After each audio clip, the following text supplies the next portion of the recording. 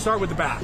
All right, because we see this bat, and it's very unique. It's got a wide handle and no knob, and it's something that, Jeff, you've used at least for how long? How long ago did you go to this kind of bat? I think it got put in my hands in 2015. A model very similar to this. The first model I ever used was like a 35-32. This is a 35-33. So I was put in my hands in spring training. I was in the minor league cage over there, and I was put in my hands, and I was hitting off the machine. I'm like, that feels really good. It was a little bit heavier. Love how balanced it is, and I know if I make contact, the ball will come off hard. Okay, that's great. So for the folks at home, a heavier bat is going to have a little bit more balance, especially without the thin handle, but also, to your point, that heavier bat makes the ball jump off the bat a little bit more. So in your stance, we also noticed that you choke up. Do you vary how much you choke up based upon a count or a pitcher or how you're feeling at the plate? Oh, yeah. If they're a guy that kind of likes to throw inside a lot, I'll choke a little bit more so I can get the barrel to there.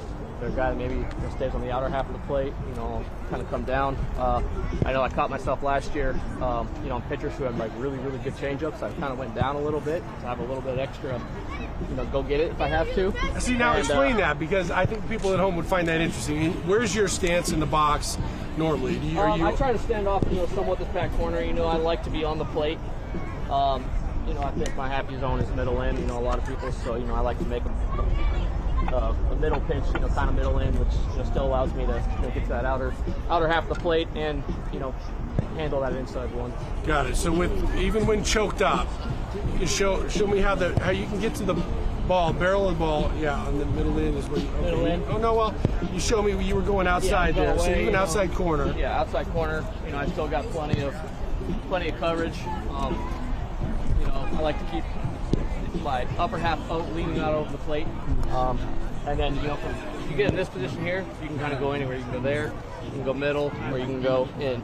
And so it just depends on where you recognize the pitch to be, and then you go get it. Now, with a lot of that weight on your back legs, that's something you've always done? Yeah, I've always had my weight on my back leg. I do need to be careful sometimes when I go to stride. I'll close myself off, and that's when it makes it tough to get that inside pitch. But at the same time, that's when I'm battling. It's usually I'm trying to protect that pitch on the outer half. That's they're going to get that strike three call. Might be just a touch off. So I'm trying to go protect that, and then anything in, I'm just trying to battle. Yeah. I got to be careful. Closing myself off sometimes. So that's why last year I think I started a little bit more open, and I'm just trying to. I try to get a little bit longer stride. I feel like it's easier for me to stay through the ball. If I get a short stride, I tend to kind of fly spin open. Off a little bit. So kind of made that adjustment. I think it was in Miami last year. I think it was my first at bat. After kind of making that adjustment, a little bit longer stride, I hit a home run. So it felt really good. I felt more grounded. All right, so now you brought me to the last question here, which is, we talked about a low ball. It's pretty well known how much you love to play golf. There's a lot of misnomers, I think. When I was playing, I play a lot of golf, but my golf swing is similar in some ways to my baseball swing. People don't necessarily understand that.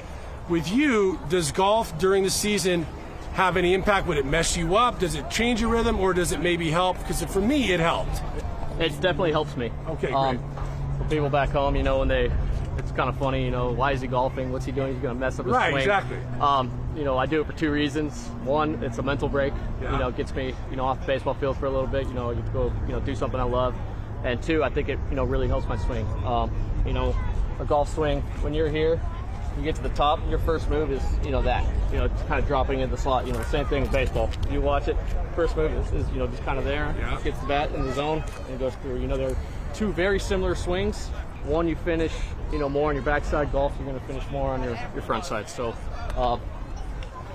I finish quite a bit, on my front side in baseball as well. But, I think they're very similar. It helps. So, I think it definitely helps my baseball swing.